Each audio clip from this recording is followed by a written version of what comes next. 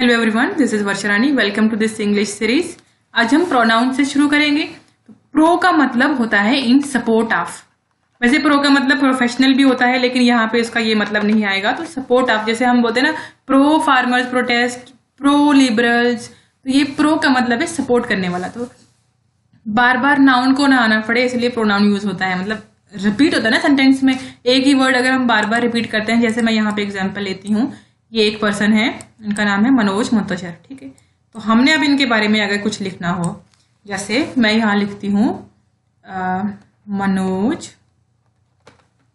मुंतशिर, बहुत बड़ा नाम हो जाएगा, शॉर्ट में एम लिख रही हूँ।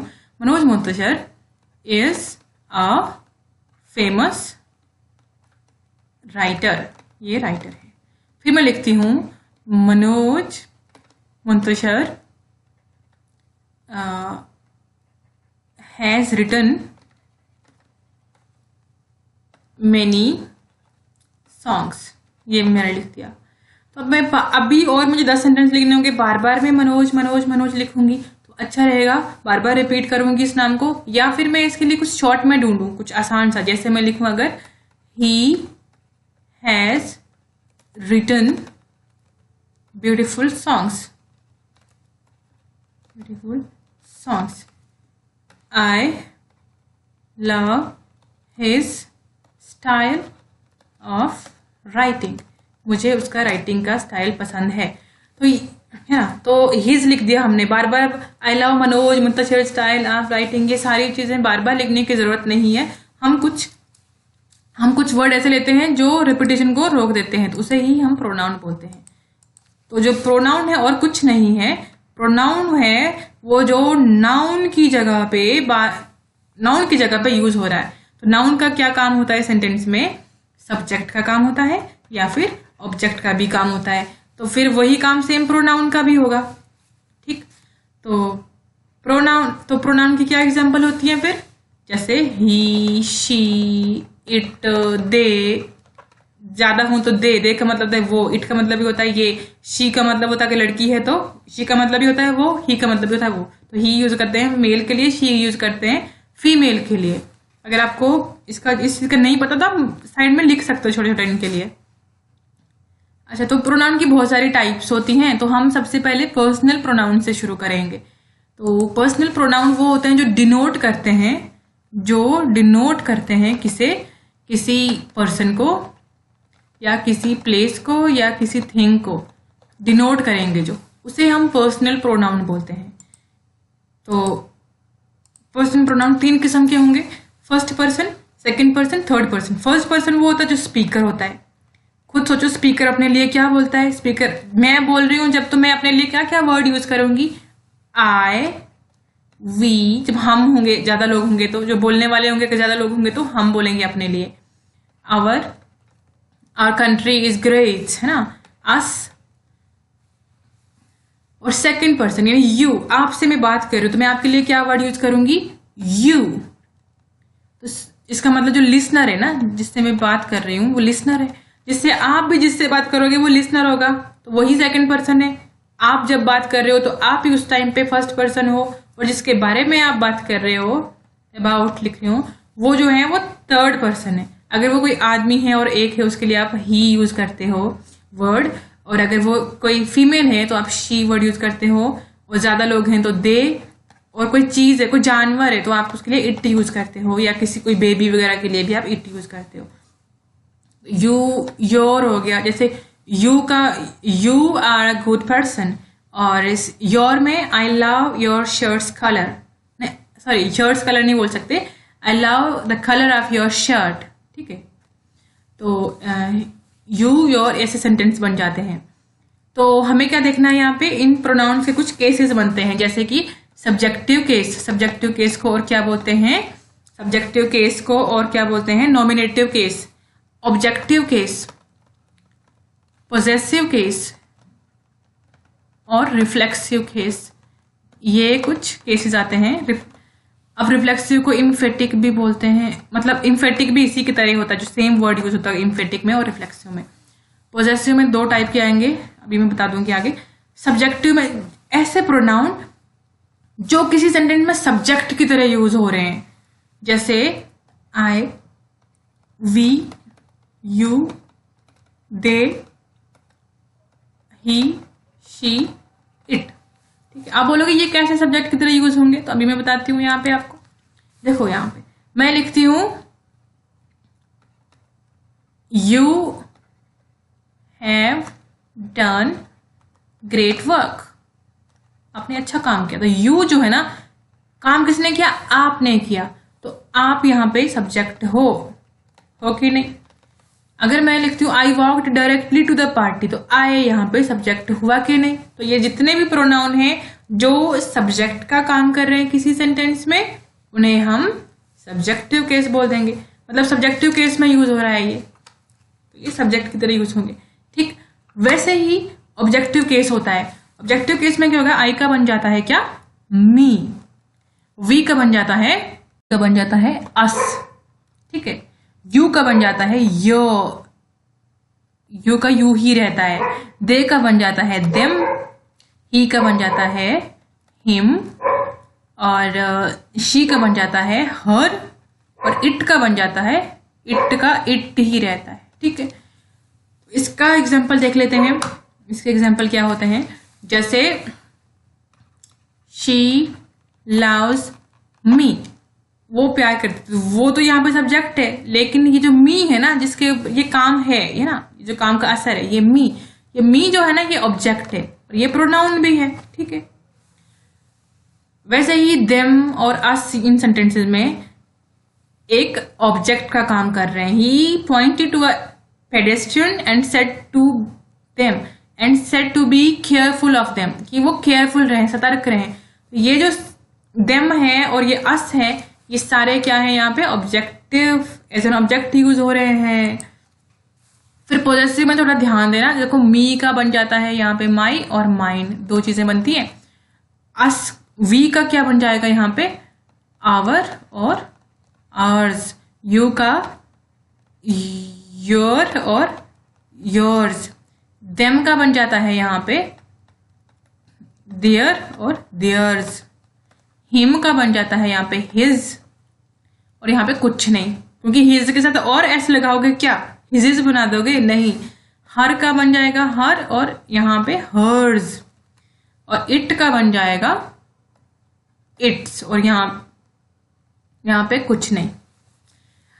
इसके बारे में बाद में बात करते हैं, पहले हम चलते हैं रिफ्लेक्सिव और इम्फेटिक के ऊपर। तो रिफ्लेक्सिव में मी का या आई का बन जाता है क्या, माई सेल्फ, आर का बन जाता है आवर सेल्व्स, यू का बन जाएगा योर सेल्फ या फिर योर सेल्व्स, योर सेल्व्स भी तो हो सकता है ना, प्लूरल में हुए तो।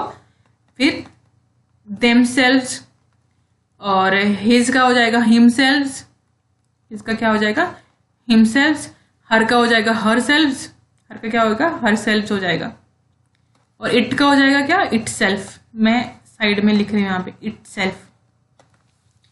अब पॉजेसिव की बात करते हैं और रिफ्लेक्सिव और इम्फेटिक की भी को भी समझ लेते हैं आगे हम। ठीक है, पॉजेसिव केस को देखो, इज दिस बुक योर्स और माई आर हिज, पोजेशन दिखाना है कि क्या आपकी चीज है ये, तो आपकी चीज है क्या, तो इसके लिए ये यूज हो गया। देखो जब हम नाउन यूज कर रहे थे, नाउन में जब हम लिविंग थिंग्स का पोजीशन शो करते थे, एपोस्ट्रोफी एस लगाते हैं, जैसे दिस इज राहुल्स बुक, ये राहुल की बुक है। अगर मैं लिखूं अच्छा, तो अगर मुझे बोलना हो योर्स, तो दिस इज योर बुक, ये आपकी बुक है। तो योर जो वर्ड है ना, योर, और ये लास्ट में नाउन है, योर के बाद नाउन है ये, तो ये एडजेक्टिव हो गया ना योर, तो प्रोनाउन तो नहीं हुआ। अगर मैं बोलूं दिस बुक इज योर्स, तो उस वक्त ये जो हुआ ये प्रोनाउन हुआ, पॉजेसिव प्रोनाउन हुआ ये। ठीक है, ये हुआ अभी प्रोनाउन। वैसे ही यहाँ पे all the books are mine, ये सारी किताबें जो है मेरी हैं, ये पोजेशन है कि मेरी चीजें हैं, आपकी चीजें हैं, उसकी हैं, ये कोई चीज कोई बिलोंग करती है ना आपसे, वो इसको हम पोजेशन बोलते हैं कि कोई चीज होना किसी के पास। Nobody house has many books as theirs, किसी के घर में इतनी किताबें जितनी उनके घर में है। नॉट इवन आर्स, हमारे में भी नहीं है, ऐसे बताया। जितने भी वर्ड ये सारे पॉजेसिव केस के हैं। और यहाँ पे क्या वर्ड था, एक माई था, एक माइन था, इन दोनों में क्या फर्क है देखो। माई जो है ना, ये एडजेक्टिव का काम करता है, पॉजेसिव एडजेक्टिव है, क्योंकि माई के बाद हमें किसी न किसी नाउन की जरूरत पड़ती है। जैसे मैं बोलती हूँ this is my, this is my, तो माई क्या my, this is my book, this is my pen. लेकिन जब मैं बोलती हूँ दिस बुक इज माइन, तो माइन के बाद मुझे किसी भी किस्म के नाउन की जरूरत नहीं पड़ती है। तो इसका मतलब ये प्रोनाउन है, और ये जो जिसके बाद मुझे नाउन की जरूरत पड़ेगी ये एडजेक्टिव हो जाएगा, ये उसको क्वालिफाई कर रहा है। This is the difference between possessive adjective and possessive pronoun. तो आप जो इस लाइन में ये देख रहे हो, जब हमने ये लिखे हैं, एक साइड में आपको पोजेसिव एडजेक्टिव है, तो ये वाले जो हैं ये एडजेक्टिव हैं, और ये वाले जो हैं ये प्रोनाउंस हैं। और रिफ्लेक्सिव और इम्फेटिक में क्या डिफरेंस है ये भी देख लेते हैं। देखो, रिफ्लेक्सिव प्रोनाउन वो होता है जब जो भी एक्शन करता है ना, उसी के ऊपर इस काम का वापिस असर हो रहा हो। जैसे I chose this work for my self, मैंने अपने लिए इस काम को चुना, तो मैंने अपने लिए इस काम को चुना, ठीक है। तो ये सेंस इसकी निकल रही है यहाँ पे। तो ये और इम्फेटिक इम्फेसिस आते हैं, मतलब इस पे ज्यादा फोकस आता है। इम्फेटिक जैसे I myself choose this work for me, मैंने खुद अपने लिए इस काम को चुना है, मैंने खुद इस काम को चुना है अपने लिए, किसी और ने नहीं, मैंने खुद चुना है। इस मैंने पे फोकस दे रहा है ये, तो इसलिए ये जो है इम्फेटिक हुआ, इम्फेसाइज कर रहा है ये इस पॉइंट को, ठीक है। और दूसरे में नहीं, दूसरे में इम्फेसाइज नहीं कर रहा, उसने बोला कि मैंने इस काम को खुद ही चुना था अपने लिए, मतलब I choose this work for my self, ये काम मैंने चुना है अपने लिए, इसका ये मतलब है, ठीक है। किसके लिए? अपने लिए। अच्छा, तो दोनों में फर्क है। एक जो होता है जो रिफ्लेक्सिव होता है ना, जो वो वर्ब के बाद में आता है, वर्ब पहले और बाद में रिफ्लेक्सिव यूज होता है।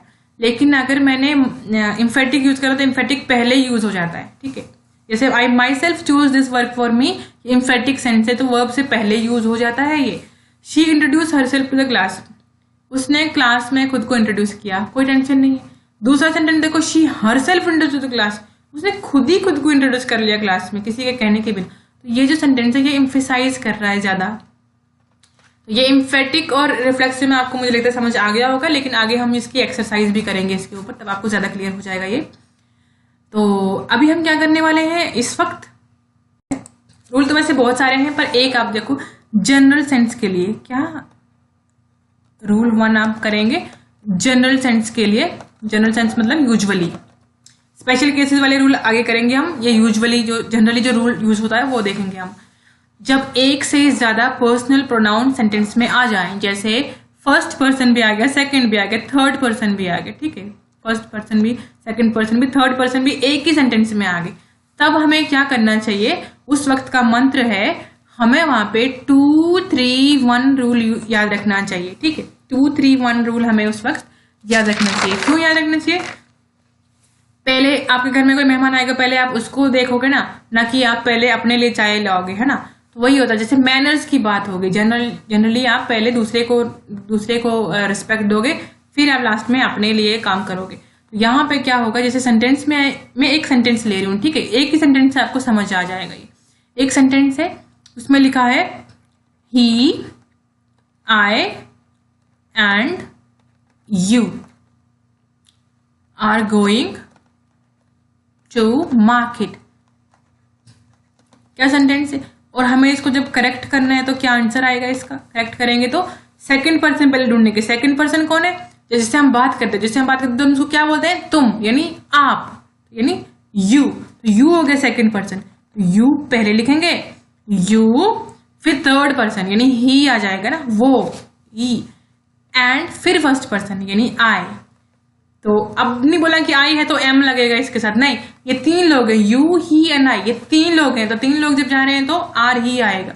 Are going to the market, to the market, ठीक है। तो ये सेंटेंस है। एक आप कर लो, ये वाला जो मैं एक सेंटेंस मैंने कर लिया, एक आप कर लो, मैं आपको देती हूँ यहाँ पे। You, I and you, I and he are going are going together. इसका आंसर आप खुद ही कर लो, ठीक है। ये कैसे करेक्ट करोगे आप बता दो मुझे।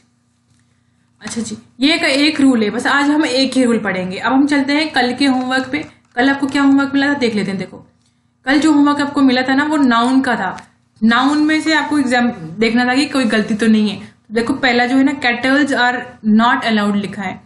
तो कैटल एक ऐसा शब्द होता है जिसका प्लूरल ही होगा हमेशा बिना एस के भी।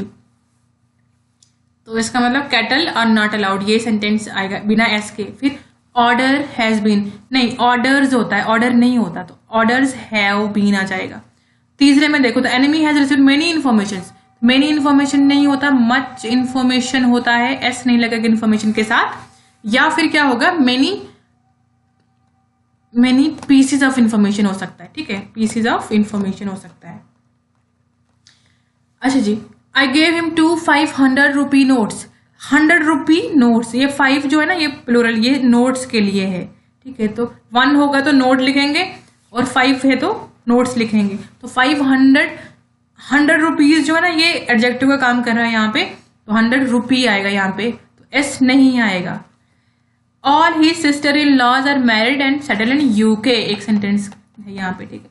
तो सिस्टर इन लॉ, सिस्टर इसका ये कंपाउंड नाउन है सिस्टर इन लॉ, जिसका प्लूरल होता है सिस्टर्स, एपोस्ट्रोफी नहीं आएगा, sorry, sisters in law. Sister in law का प्लूरल होता है सिस्टर्स इन लॉ, ठीक है, सिस्टर इन लॉज नहीं, सिस्टर्स इन लॉ ये होगा। तो ये गलत लिखा है इन्होंने, सिस्टर्स इन लॉ आएगा। तो ये हुआ। अब हम देखते हैं जो हमने होमोनिम्स का होमवर्क दिया था आपको। तो होमोनिम्स देखें, बैंक, बैंक का मतलब होता है दरिया का किनारा। तो मैं लिखती हूं तवी हैज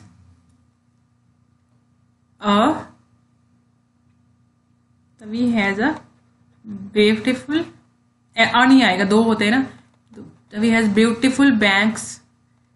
ये ऐसे सेंटेंस बना दिया मैंने, कोई जरूरी नहीं है कि बैंक्स के लिए हम ब्यूटीफुल वगैरह यूज करें वर्ड। तभी हैज ब्यूटीफुल बैंक्स, या I saw the banks of river very vast river, या कुछ भी। एक बैंक होता है जहाँ पे आप पैसे रखते हो, जो फाइनेंशियल ऑर्गेनाइजेशन, तो मैं इसके लिए लिखती हूँ SBI is a good bank. ये ऐसे सेंटेंस बना दिया। लेफ्ट अपोजिट वाली साइड का, तो आई राइट के जो अपोजिट साइड होता है बायां, ठीक है। तो I write with my left hand. Left, ये जो लेफ्ट है ना ये पास्ट टेंस है किसका, लीव का। तो लीव का मतलब होता है छोड़ के चले जाना या चले जाना खाली, और एक लीव का मतलब छुट्टी भी होता है। तो ये जो लेफ्ट है इसका मतलब होता है छोड़ के चले जाना, मतलब चले जाना, ठीक है। मैं लिखूंगी शी लेफ्ट दिल्ली, उस दिल्ली छोड़ के वो चली गई थी 1 year ago, 1 साल पहले ही। सी का मतलब होता है देखना, तो let's see what happens, let's see what happens, ये मैंने सेंटेंस बना दिया। सी का मतलब होता है समुंदर, there is a big fish in the Red Sea, in the Red Sea, Red Sea के अंदर एक बड़ी मछली है। ये ऐसे एग्जाम्पल लिया है हमने। तो कल के लिए आपका होमवर्क है ये वाला। इस पे आपने सेंटेंस भी बनाने हैं और इसका मीनिंग भी लिखने हैं। सो मिलते हैं कल के वीडियो में, तब तक के लिए बाय बाय, टेक केयर।